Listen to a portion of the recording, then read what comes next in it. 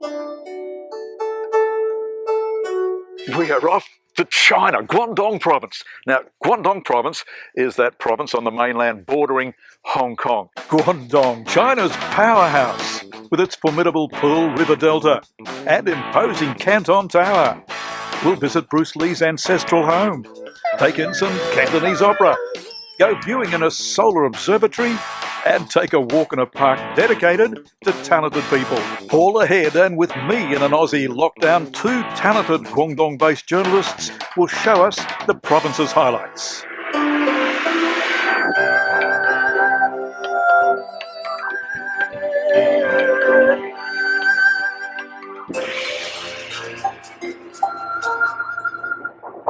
One of those journalists is an Aussie, Brisbane-born Hazza Harding, and he's built a very substantial audience in the 10 years he's been presenting news for Guangdong radio and television. Are you presenting in Mandarin or are you presenting in English? So basically Guangdong is quite a unique province because we have two languages that are frequently used. We have Mandarin and we have Cantonese. So I would say the split between my presenting and languages would be about 50% English, 40% Mandarin and 10% Cantonese. What is it about working in Guangdong province? I think mainly it's just the fact that I'm constantly challenged. So every day is new. Every day is different. It's such a diverse province. One day I might be in the countryside, living with a chicken farmer overnight, and then the next day I'll be interviewing a diplomat. 新闻，我是罗丽婷。Welcome to Guangdong News Now. This is Roy Liting reporting. Medical experts estimate that Hazza's companion in Guangdong radio and television is Michelle Law. Like Hazza, Michelle reports and presents news across Guangdong province. I was born in the city of Huizhou in the eastern part of Guangdong province. And then I moved to the city of Guangzhou, capital city of Guangdong province, at the age of 3. My first job was public affairs executive. I changed to be a reporter. I do a variety of reports over the years of being a reporter, like economics, social affairs, food. This has been Guangdong News Now. Thank you for listening. 广东双语新闻到此结束，感谢收听，再见。With more than 113 million people, Guangdong is the most populous province in China. What was once romanticized as Canton province also has China's largest economy. We have Cantonese culture. We have Lingnan culture. We also have Shenzhen, which is a brand new young city adjacent to Hong Kong, which attracts people from all over China. So that's a majority Mandarin-speaking city. So basically, wherever you go in Guangdong, you can find different languages spoken. And it truly is a melting pot of people. It is just the powerhouse of China in terms of manufacturing. It's also a powerhouse in China in terms of innovation. So a lot of investment and a lot of planning is going into making Guangdong move from the factory of the world into this innovation hub. And the last couple of years that I've been there, I've just seen so much infrastructure being built, so much change happening, and really it is now one of the world-class Bay areas. Looking at rapid change, here's some pictures that I had taken for a Channel 9 documentary back in the early 80s. Riding a push bike, so many push bikes, not much traffic, not much development. There are 700 million bikes in China. You take to these streets and you feel like a kamikaze pilot, and yet miraculously they manage to miss you, if only by inches. Now that's back in the 80s there, we're talking about 40 years ago. How much has changed, eh? Wow, so much has changed. If you went to Guangdong in the 1980s and then returned today in 2021, you just would not be able to recognize Guangdong at all. Guangdong is so big. Guangdong has 21 cities. Guangdong is neighboring Hong Kong, and since I was a child, we are strongly influenced by the Hong Kong culture, drama, and pop culture. Guangdong's capital is Guangzhou. overlooked by the imposing Canton Tower. It's the most prominent landmark in Guangzhou. Most people that fly into Guangdong will fly in through Guangzhou, and you can see it out the window as you're flying in. So it's a TV tower. It's a TV tower, but it's also a very important tourist attraction. It is basically Guangzhou's equivalent of the Eiffel Tower in Paris. So everybody who goes to Guangzhou needs to go to the Canton Tower. Today it's Michelle who's gone to the Canton Tower, braving high winds to reach the viewing platform at 488 metres. I'm right now standing on the Canton Tower, the highest point for the tourist observation. Wow, I felt like I owned the world.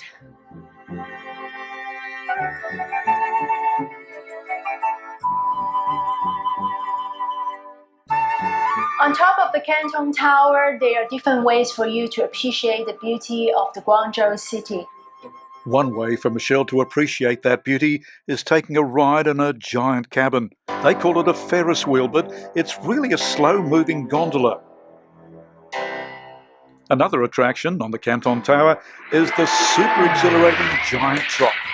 Michelle gives it a go, but never again. But then the machine would drop immediately, almost to the ground. My heart was beating really, really fast. I can't even open my eyes. I was really, really scared.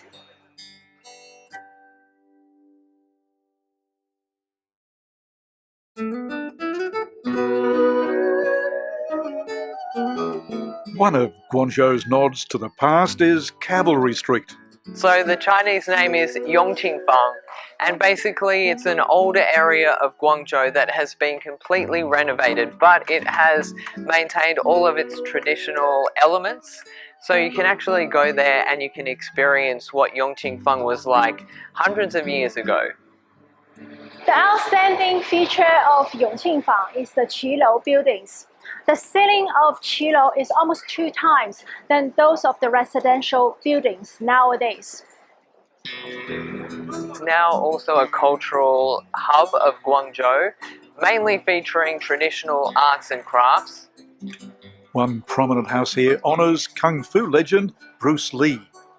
This is Bruce Lee's ancestral home, and it's been open to the public. There are collections of historic photos and statues of Bruce Lee and his father, Li Haixuan, a Cantonese opera singer. And the legend himself, brought to life with this action-packed holographic laser projection.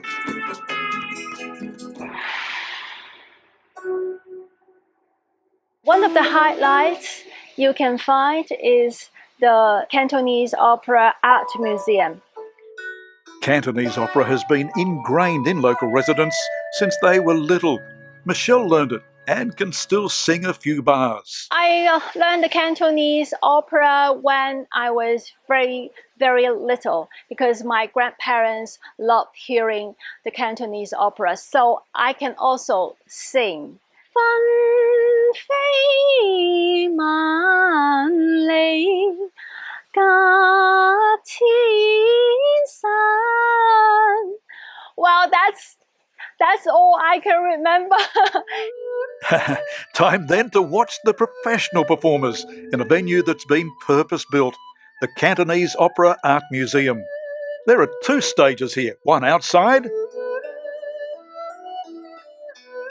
It's beautiful. I wish I could perform one day on that stage. And one inside. Today we watched 2 performers go through the lengthy process of adorning ornate historical costumes, then fixing hair and makeup. On stage, there's an exchange of operatic lines between the 2 principals, with the plot here based on Chinese history and famous Chinese classics and myths.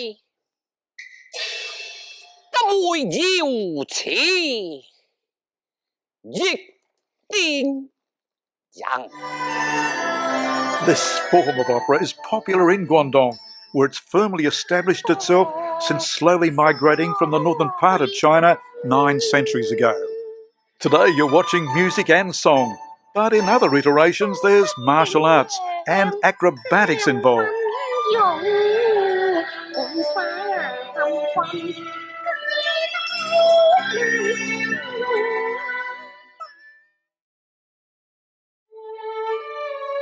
Flowing through the heart of Guangzhou is the Pearl River.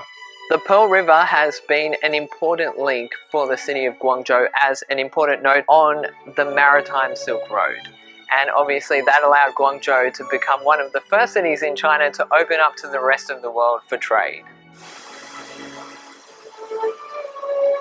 I'm now taking the night cruise sailing along the Pearl River, the mother river of the city of Guangzhou. Over the past 2,000 years, the Pearl River had witnessed the tremendous changes that have taken place in the city. Michelle identifies some of the prominent buildings that line the banks. You can see a series of signature buildings of the city along the Pearl River, including the Canton Tower, the Asha Island, the Zhuhai Concert Hall, and the local bridges with distinctive features.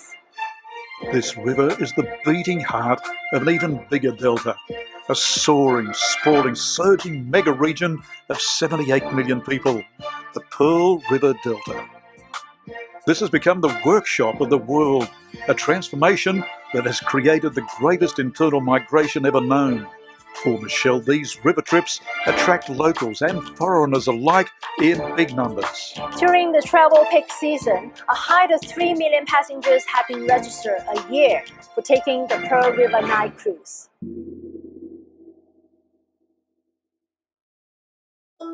One lunchtime favourite amongst Guangdong restaurant goers is yamcha. For Chinese people, obviously food is a massive part of their culture.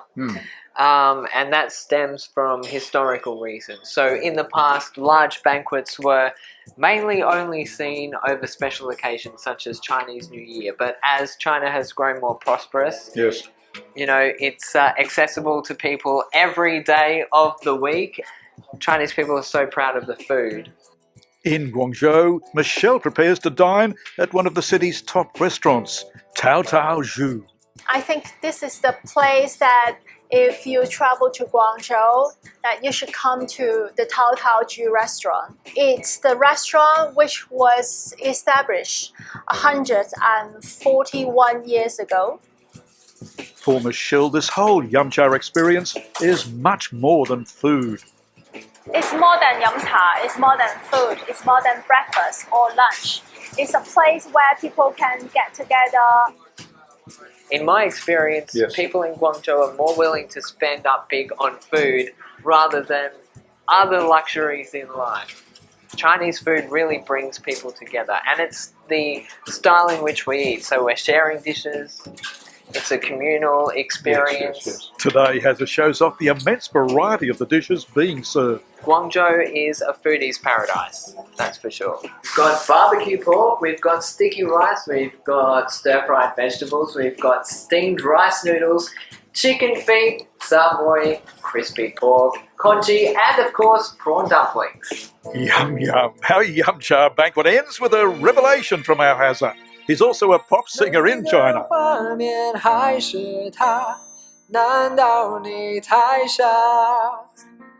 So this song, where did it get to in the Chinese charts? So this one actually got to #1 in Guangzhou on the Guangzhou music charts. Yes, Good on you. yes. Good on you. That's pretty good for an Aussie boy.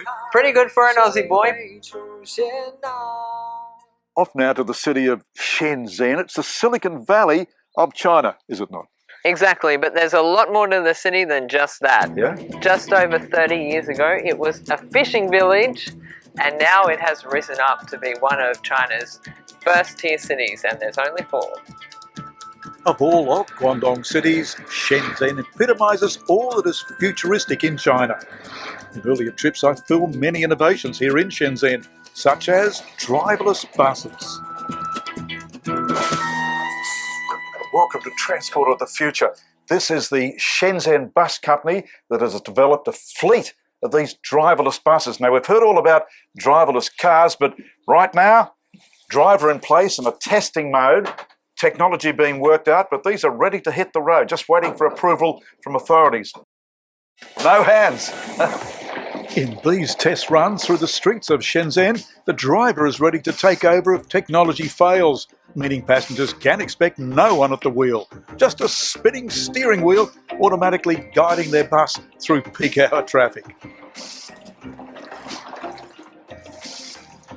Shenzhen has also perfected virtual reality for driver training. So, Phoebe, this is the big new thing for driver education in China. Yeah, Virtual reality. yeah. I feel like I'm playing a big game, but of course this is serious training. Sales are just here in Shenzhen, or you're in fact selling all over China? Over China. Whoop, whoop, whoop, I've got a slide. Got a slide. Slow down. Whoa. Now, that was very real. I felt like I was really sliding there. I felt like I was almost having an accident.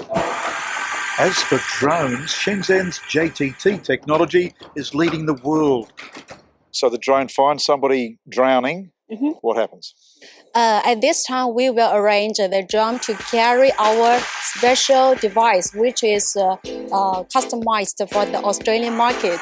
It's combined with 4 parts: a loudspeaker, a searchlight, a camera, and a release platform to carry the rescue device.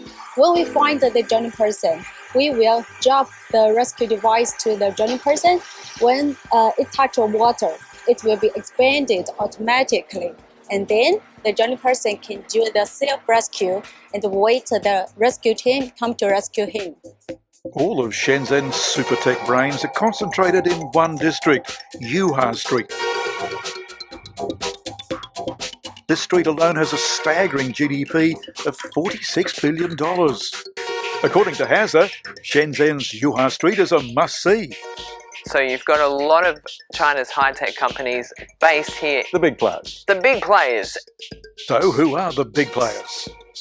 It's a hub for very famous tech brands, for example, like TCL, Tencent, Huawei, and also DJI behind me. For Michelle, Zhuhai Street has been described as the ant that creates an elephant-sized fortune. I'm inside the DJI drone flagship store in the Zhuhai Street of Nanshan district of Shenzhen. It's a street, but it's more than a street because to me, it's a very large community.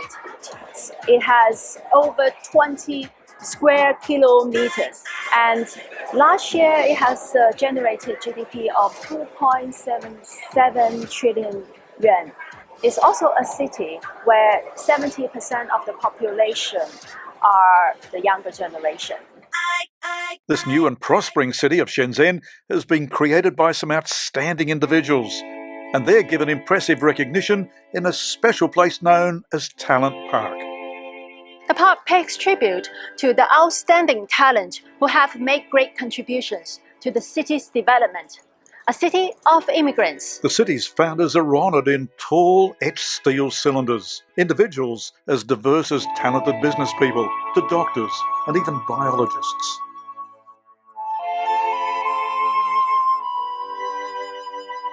Talent Park, paying tribute to the brains and innovators whose contribution has created the powerhouse that is Shenzhen.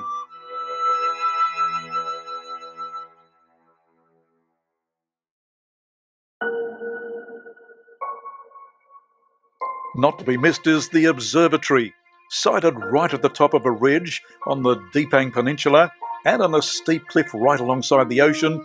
The observatory is focused on just one object, our sun. A 2-hour drive from Shenzhen city centre, then 600 steps lead to this, the Shenzhen Solar Observatory. The only telescopes in China that you can really go to, and you won't be affected by light pollution, but you're still very close to the city. And obviously we've seen in recent times that China has placed a massive emphasis on space exploration. It's got its own space station now. We've seen a lot of rocket launches in recent times.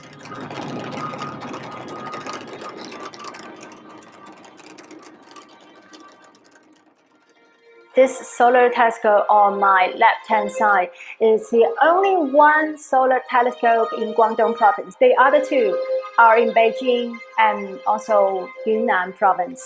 It's open to the public. Even foreigners can register to get inside. The observatory is constantly feeding information to the space program. Data collected is used in all of China's space missions. For Michelle, this hands-on observation is entree to an evening viewing experience outside. I'm now in the middle of the Plank Road, and we are embraced by the blue sea, and you can see the sky color changes to pink. Here is the Xichong Beach, and Xichong Beach is Shenzhen's largest beach. The sea is pretty quiet, and we can sense the tranquility. To cut light pollution and therefore enhance viewing in the observatory, authorities will adapt a strict go dark policy every night. That means they would turn off the light along the sea so that people can have a better picture of the galaxy. It's very, very beautiful. Another day, another part of Guangdong province. So across China now to a city called Zhuhai. Wow, there's so much you can talk about when it comes to Zhuhai. It is the gateway to Macau, but it really is a family destination. There's so much that you can do in the city. There's beaches, there's amusement parks. Getting to Zhuhai is an experience in itself. It's connected to Hong Kong and Macau by a brand new mega bridge, the world's longest sea bridge. In total, it spans 55 kilometres. And links 3 major destinations. Exactly, it links the Hong Kong SAR, the Macau SAR, and Zhuhai. Now, in total, it cost over $18 billion. But only just opened. It only just opened in 2018. I think it's a miracle because it cost 9 years to finish the construction of the bridge, and it has overcome various kinds of challenges. Those challenges included delays, cost blowouts, and building artificial islands. But it slashed travel times and linked up to 60 million people. It truly is one of the world's most incredible infrastructure projects that I've seen. Then there's the Zhuhai Opera House, a grand theatre with a striking design. As an Australian, I love it because it reminds me of the Sydney Opera House, but it has a clam design, so it's quite unique. The bigger one is the Opera House, and the smaller one is for the concert hall. Built over a 10-year period, the first performance was held just in time for Christmas in 2016. Well, you've got a great mix of local performances. So we've got traditional Chinese orchestra performances. You've also got shows from all around the world.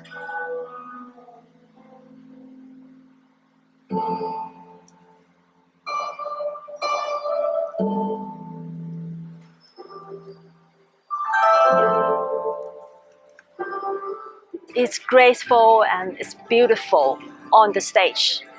So it's a very wonderful experience to watch a show at the Zhuhai Opera House.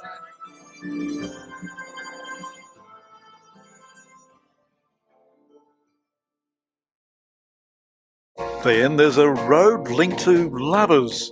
Travelling down this road leads Michelle to Zhuhai's romantic heart, including a well-illuminated lighthouse. The lighthouse is located in the middle of the road. And in Chinese, we call it Qinglü Road. Literal translation is Lover's Road. It's very popular with young people, and it has become a popular online check-in destinations for Zhuhai. It's a new landmark for the city. Our final experience in Guangdong is Zhuhai's impressive theme park, the Chimelong Ocean Kingdom, a one-stop theme park. It is a mix between SeaWorld, Movie World and Dream World here on the Gold Coast. Yes, it's all razzle and dazzle at this resort, starting with a Disney-style parade and a giant statue of a whale shark 18 metres tall. The aquarium features thousands of fish and penguins, as well as a polar bear. But the star feature for the Chinese is the show introduced by a team of agile underwater ballet dancers.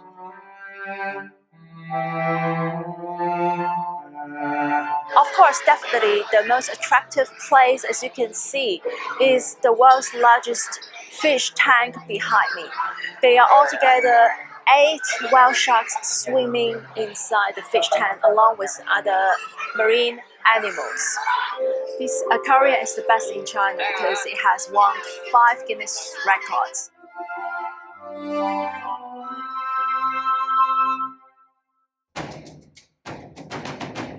And those are the star attractions in China's charming Guangdong province. Well, Hazard, this has been fantastic. You taking me to Guangdong province when I couldn't physically go. Well, it's been a pleasure being your tour guide, even though I'm also here in Australia. But I look forward to your next visit to Guangdong. 广东欢迎你，我们在广东再见。